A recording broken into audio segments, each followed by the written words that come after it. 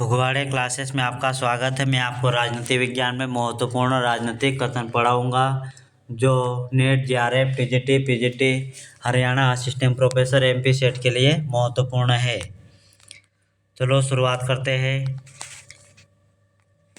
राजनीतिक दल लोगों का एक समूह है जो ऐसे सिद्धांतों पर सहमत हो जिसके द्वारा राष्ट्रीय हित की पूर्ति की जा सके। यह कथन एडमंड बर्क का है।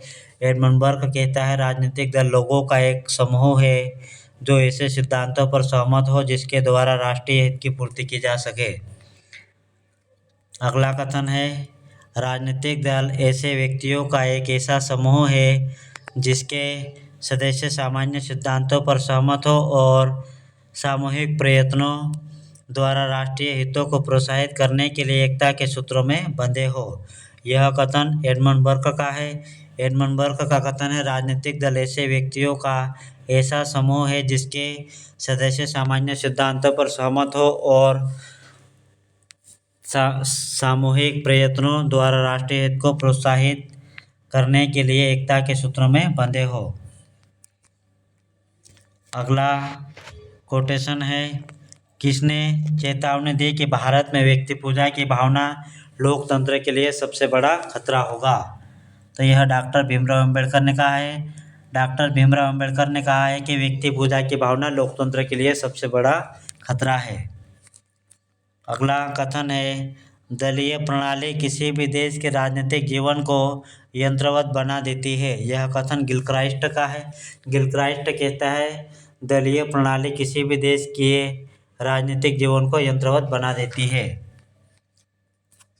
अगला कथन है यह शब्द जनमत के लोगों के विचार समुच्चय को इंगित करने हेतु प्रयुक्त होता है जो उन्हें अथवा समुदाय के हितों को प्रभावित करने से संबंधित है। यह कथन है जेम्स ब्राइस।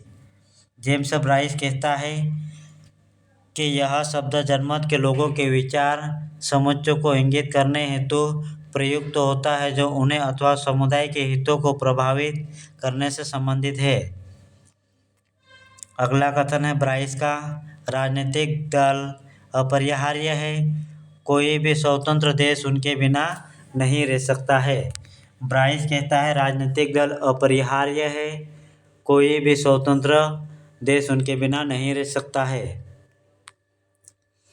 अगला कथन है राजनीतिक दल जनतंत्र से कहीं अधिक प्राचीन है। यह कथन ब्राइस का है। ब्राइस कहता है राजनीतिक दल जनतंत्र से कहीं अधिक प्राचीन है। फाइनर का कथन है दबाव समूहों को एक अज्ञात साम्राज्य जैसा कहा। यह फाइनर ने कहा है। फाइनर दबाव समूहों को तृतीय सदन का नाम प्राप्त कर लिया है। यह भी फाइनर ने कहा है। और फाइनर दबाव समूहों को विधायिका का तृतीय सदन कौन कहता है? यह भी फाइनर कहता है। अगला कथन है दलीय व्यवस्था तथा निर्वाचन व्यवस्था के मध्य सह संबंध स्थापित करने का प्रयास किया है। मॉरिस डुवर्जर दलीय व्यवस्था तथा निर्वाचन व्यवस्था के मध्य सह संबंध स्थापित करने का प्रयास किया है। अगला कथन है भारत में स्वतंत्रता के पहले कुछ वर्षों में जो दलीय प्रणाली थी वह एक दल प्रधान व्यवस्था थी। यह कथन रजनीश कोठारी का है। रजनीश कोठारी कहता है भारत में स्वतंत्रता के पहले कुछ वर्षों में जो दलीय प्रणाली थी वह एक दल प्रधान व्यवस्था थी। अगला कथन है राजनीतिक दल अच्छे हैं या बुरे। यह संबंध में सूचना एकत्र करना वैसा ही है जैसा इस संबंध में विचार करना है कि हवाएं और ज्वार-भाटाएं अच्छे हैं या बुरे। यह कथन लावेल का है। लावेल कहता है राजनीतिक दल अच्छे या बुरे इस संबंध में सूचना एकत्र करना वैसा ही है जैसा इस विचार में विचार करना है कि हवाएं और ज्वार-भाटाएं अच्छे हैं या बुरे। अगला कथन है लोकमत के अतिरिक्त अन्य किसी वस्तु को शासन का आधार बनाकर पृथ्वी पर कभी कोई शासन नहीं कर सकता। यह कथन जोस आर्टिगेस रसेल का है। जोस आर्टिगेस रसेल कहता है लोकमत के अतिरिक्त अन्य किसी वस्तु को शासन का आधार बनाकर पृथ्वी पर कोई शासन नहीं कर सकता। अगला कथन है, हमारे लिए यह एक निरर्थक प्रयास होगा कि अपने तथ्यात्मक ज्ञान को हम एक मोहरबंद कीटाणुनाशक पात्र में एक तरफ रखें और मूल्यों को दूसरी तरफ, जहाँ वास्तविकता से उसका किसी प्रकार का संबंध न रह जाए। यह कथन रॉबर्ट डहल का है। रॉबर्ट डहल कहता है, हमारे लिए यह एक निरर्थक प्रयास होगा कि अपने तथ्यात्मक ज्ञान को हम एक मोहरबंद कीटाणुनाशक पात्र में एक तरफ रखें और मूल्यों को दूसरी तरफ, जहाँ वास्तविकता से उसका किसी प्रकार का संबंध न रह जाए। अगला कथन है पालजेनेट।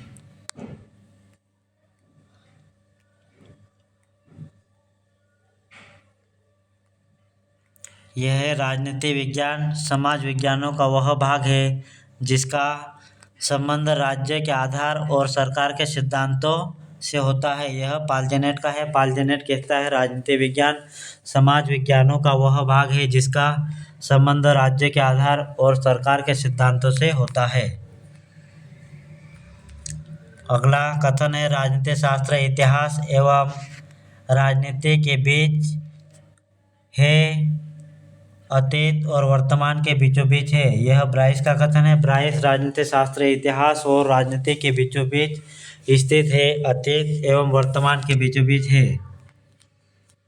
अगला कथन है, अर्थशास्त्र का संबंध वस्तुओं से है जबकि राजनीति शास्त्र का संबंध लोगों से है। एक का कीमतों से है तो दूसरे का मूल्यों से। यह कथन आई ब्राउन का है।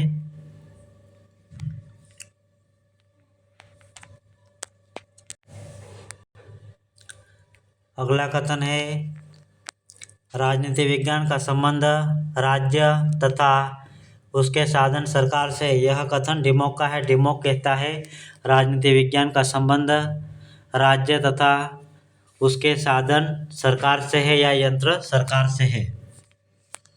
अगला कथन है, राज्य पृथ्वी पर ईश्वर का अवतरण है। यह कथन हीगल का है। इस कथन को अन्य माध्यम से भी पूछा जाता है। राज्य पृथ्वी पर ईश्वर का अवतरण है या पदक्रम है। अगला कथन है, किसी भी राज्य का पहचान उन अधिकारों से होता है जिसकी वह रक्षा करता है। यह कथन हेराल्ड जोसेफ लास्की का है। हेराल्ड जोसेफ लास्की कहता है, किसी भी राज्य की पहचान उन अधिकारों से होती है जिसकी वह रक्षा करता है। अगला कथन है, जब तक राज्य बना रहता है तब तक स्वतंत्रता का अस्तित्व नहीं रहता। जहाँ स्वतंत्रता विद्यमान रहती है वहाँ राज्य का अस्तित्व नहीं रहता। यह कथन लेनिन का है। लेनिन कहता है, जब तक राज्य बना रहता है तब तक स्वतंत्रता का अस्तित्व नहीं रहता। जहाँ स्वतंत्रता विद्यमान रहती है वहाँ राज्य का अस्तित्व नहीं रहता। यह लेनिन का कथन है। अगला कथन है, किसने स्वतंत्रता का वर्णन इस प्रकार किया है कि हस्तक्षेप का क्षेत्र जितना विस्तृत होगा मेरी स्वतंत्रता भी उतनी ही विस्तृत होगी। यह कथन बर्लिन का है। बर्लिन का अगला कथन है, स्वतंत्रता की अवधारणा सकारात्मक और नकारात्मक स्वतंत्रता के दो घटकों में वर्गीकृत किया है। यह आर्जिया बर्लिन का है। आर्जिया बर्लिन इसका वर्णन टू कॉन्सेप्ट ऑफ लिबर्टी में करता है। अगला कथन है, स्वतंत्रता के वास्तविक अर्थों को समझने के लिए उनके दोनों निषेधात्मक एवं सकारात्मक पक्ष पर बल दिया गया है। यह कथन आइजिया बर्लिन का है। अगला कथन है, समस्त स्वतंत्रता समस्त प्रतिबंधों का अभाव है। यह कथन शीले का है। शीले का एक और कथन है, फेमस स्वतंत्रता अतिशासन का विलोम है या स्वतंत्रता अतिशासन का विरोधी है। अगला कथन है, राज्य का कार्य एक उत्तम जीवन के मार्गों में आने वाले बाधाओं को दूर करना। यह कथन टी.एच. ग्रीन का है। टी.एच. ग्रीन, राज्य का कार्य एक उत्तम जीवन के मार्गों में आने वाले बाधाओं को दूर करना है। अगला कथन है स्वतंत्रता और समानता साथ साथ नहीं रह सकते। यह कथन लॉर्ड एक्टन का है। अगला कथन समानता की उत्कृष्ट अभिलाषा ने स्वतंत्रता की आशा को व्यर्थ बना दिया या अर्थहीन बना दिया है। यह कथन भी लॉर्ड एक्टन का है। अगला कथन है राज्य एक सुनिश्चित क्षेत्र के अंदर विधि के लिए संगठित जनता है। यह कथन वुडरो विल्सन का है। वुडरो विल्सन कहता है राज्य एक निश्चित क्षेत्र के अंदर विधि के लिए संगठित जनता है। अगला कथन है निरंतर जागरूकता स्वतंत्रता का मूल्य है। यह कथन भी लॉर्ड एक्टन का है। लॉर्ड एक्टन कहता है स्वतंत्रता जागरूकता स्वतंत्रता का मूल्य है। अगला कथन है स्वतंत्रता की समस्या का एकमात्र हल है कि वह समानता में निहित है। यह कथन पोलार्ड का है। पोलार्ड कहता है स्वतंत्रता की समस्या का एकमात्र हल है कि वह समानता में निहित है। अगला कथन है वितरणात्मक न्याय मुख्यतः सम्मान या संपदा के वितरण से संबंधित है। यह कथन अरस्तु का है। अगला कथन है अधिकार वह दावे है जिसे समाज स्वीकार करता है और राज्य लागू करता है। यह कथन बोसांके का है। अगला कथन है मानव चेतना स्वतंत्रता की मांग करती है। स्वतंत्रता का संबंध अधिकारों से है तथा अधिकार राज्य की मांगे करता है। यह कथन टी.एच. ग्रीन का है। अगला कथन है आर्थिक समानता के बिना राजनीतिक स्वतंत्रता मिथक है। यह कथन जी.डी.एच. कोल का है। अगला कथन है राजनीतिक स्वतंत्रता आर्थिक समानता के बिना कपोल कल्पना है। यह कथन भी जी.डी.एच. कोल का है। अगला कथन है समानता स्वतंत्रता की तरह ही चीज है नहीं है। मैं लॉर्ड एक्टन इस कथन से सहमत नहीं हूँ कि समानता की उत्कृष्ट अभिलाषा के कारण स्वतंत्रता की आशा व्यर्थ हो गई है। यह कथन लास्की का है। लास्की कहता है समानता स्वतंत्रता की तरह एक ही चीज है या नहीं है। मैं लॉर्ड एक्टन के इस कथन से सहमत नहीं हूँ कि समानता की उत्कृष्ट अभिलाषा के कारण स्वतंत्रता की आशा व्यर्थ हो गई है।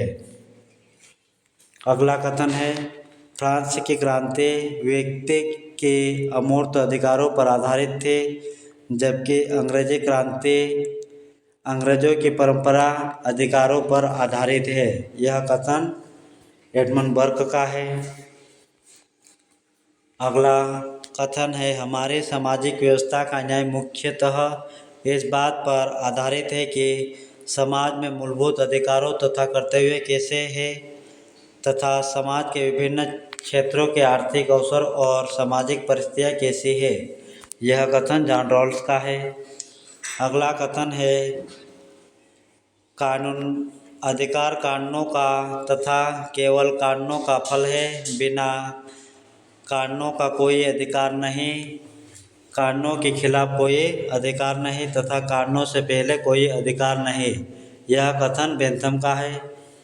विधिवेत्ता बेंथम का कथन है कानून अधिकारों का तथा केवल कानूनों का फल है। बिना कानूनों के कोई अधिकार नहीं। कानूनों के खिलाफ कोई अधिकार नहीं तथा कानूनों से पहले कोई अधिकार नहीं। यह कथन बेंथम का है। अगला कथन है स्वतंत्रता को स्व आरोपित कर्तव्य भाव के परमादेश के अनुपालन के रूप में परिभाषित किया है। यह कांट ने किया है। कांट ने स्वतंत्रता को स्व आरोपित कर्तव्य भाव के परमादेश के अनुपालन के रूप में परिभाषित किया है। अगला कथन है कानून सामाजिक आचरण का निर्माण करने वाले नियमों का समूह है। यह डिग्वी ने कहा है। डिग्वी कहता है कानून सामाजिक आचरण का निर्माण करने वाले नियमों का समूह है। अगला कथन है अरस्तु कानून समस्त वासनाओं से रहित विवेक है। यह ईश्वर तथा विवेक के विशुद्ध वाणी है। यह अरस्तु कहता है। अगला कथन है पूंजीवादी के सागर के बीच का समाजवादी द्वीप सारे संसार के सर्वहारा वर्ग के क्रांतिकारी आंदोलन के लिए एक प्रकाश पुंज का कार्य करेगा। यह लेनिन कहता है। लेनिन कहता है पूंजीवादी के संसार के बीच का समाजवादी द्वीप सारे संसार के सर्वहारा वर्ग के क्रांति आंदोलन के लिए एक प्रकाश पुंज का कार्य करेगा। अगला कथन है समाजवादियों का नैतिक समाजवाद के समाजवादी परंपरा की श्रेणी में वर्गीकृत किया गया है। यह विलियम मॉरिस का है। विलियम मॉरिस कहता है समाजवादियों को नैतिक समाजवाद के मानवतावादी परंपरा की श्रेणी में वर्गीकृत किया है। आगे महत्वपूर्ण लेखक और उनके पुस्तकें हैं। लेखक तो महत्वपूर्ण लेखक है लेनिन। लेनिन की महत्वपूर्ण पुस्तक है साम्राज्यवाद पूंजीवाद की अंतिम व्यवस्था है या चरम व्यवस्था है। और अगले पुस्तक है लेनिन की रूस में पूंजीवाद का विकास। अगली पुस्तक है मटीरियलिज्म एंड एम्ब्रियो क्रिटिसिज्म। अगली पुस्तक है लेनिन राज्य और क्रांति। अगली पुस्तक है व्हाट इज बीइंग डन। अगला लेखक है माओ त्से तुंग।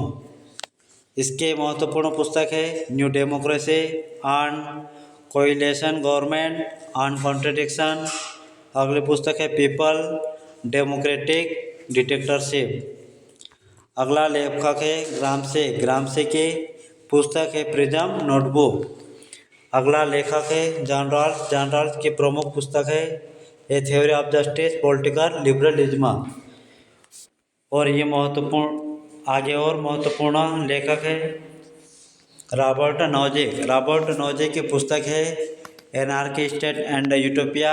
अगले पुस्तक है philosophical explanation the examine life. अगली पुस्तक है द नेचर ऑफ पर्सनैलिटी। अगले पुस्तक है सोक्रेटिक पजल्स। अगली पुस्तक है द जिंगजैग ऑफ पॉलिटिक्स। और ऐसे ही महत्वपूर्ण वीडियो के लिए हमारे चैनल को सब्सक्राइब करें, लाइक करें, साथ ही बेल आइकन को भी दबाएं। और ये हमारे द्वारा कंटेंट दिया गया है और आपके लिए उपयोगी है तो हमारे चैनल को लाइक करें। धन्यवाद।